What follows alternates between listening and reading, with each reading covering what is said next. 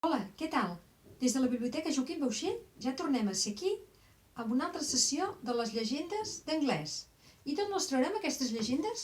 Doncs d'un recull de llegendes de la Vall d'Anglès fetes per en Pere Figuereda i Querol amb il·lustracions de Dom Oriol Diví i Narcís Bosch, editat per l'Ajuntament d'Anglès i la Comissió de Festes de l'any 2002, amb unes precioses làmines, que segur que si molt de vosaltres sou curosos els teniu a casa. I abans de començar ens agradaria explicar-vos què és una llegenda. Una llegenda són històries que corren de boca en boca des de fa molts anys fins a arribar als nostres dies. Barregen així elements reals, imaginaris, amb un rerefons històric. Són històries misterioses i que segur que tots ens agraden. Si són veritat o mentida, allà vosaltres ho podeu jutjar. I la que hem triat per avui se'n diu Sant Pere, ses Tronques, Sant Amans i Santa Bàrbara, que es refereixen a les ermites que tenim aquí al nostre voltant. I diu així: diu la rondalla que es van trobar fent camí tres sants, Sant Pere, Sant Amans i Santa Bàrbara. Tots tres decidiren fer camí plegats, fins que, arribat prop del nucli que avui coneixem amb el nom de Sant Martí Sapresa, Sant Pere s'estroncà i decidí reposar de cop. Com que venia de marina i no estava acostumat a caminar per les muntanyes, veient el camí costerut que s'acostava, va animar a seguir els seus companys de camí mentre ell es refeia de la patacada. Però tal fou el seu cansament que decidí establir-se en aquell mateix indret. I fou així com fundà la que avui en dia coneixem com a església de Sant Pere ses Tronques. Decidits a continuar el camí, Sant Amans i Santa Bàrbara començaren a enfilar la muntanya. Però, a la primera de canvi, i havent superat tot just un sol turó, Sant Amans mostrà grans dosis de cansament i dolor a la carcanada.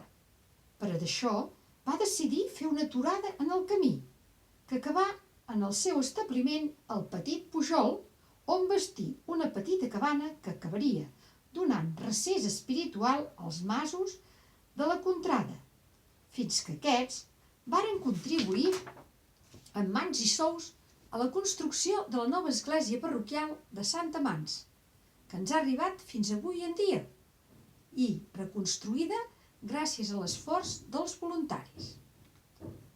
Santa Bàrbara, sense defallir per l'abandonament dels seus companys de camí, es decidí a seguir el costerut camí, i així ho va fer.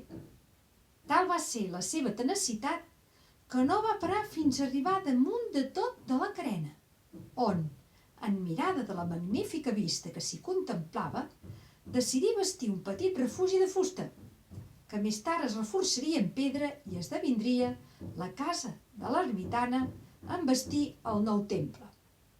Des d'allí visqué molts anys i només ens recordem d'ella quan plou o quan trona. I així ho diuen les dites, que segur que tots coneixeu. Quan Santa Bàrbara porta capell, pluja pel clatell.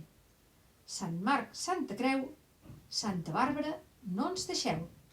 I bé, aquí tenim la història, la llegenda, d'aquestes tres ermites tan boniques que tenim aquí, que segur que molts de vosaltres els coneixeu per les excursions que s'hi poden arribar a fer. I res més. Recordem que aquestes llegendes estan extretes del recull de llegendes de la Vall d'Anglès, fetes per en Pere Figuereda i Querol, amb il·lustracions de Dom Oriol Diví i Narcís Bosch, editades per l'Ajuntament d'Anglès i la Comissió de Festes a l'any 2002. Esperem que aquesta llegenda us hagi agradat.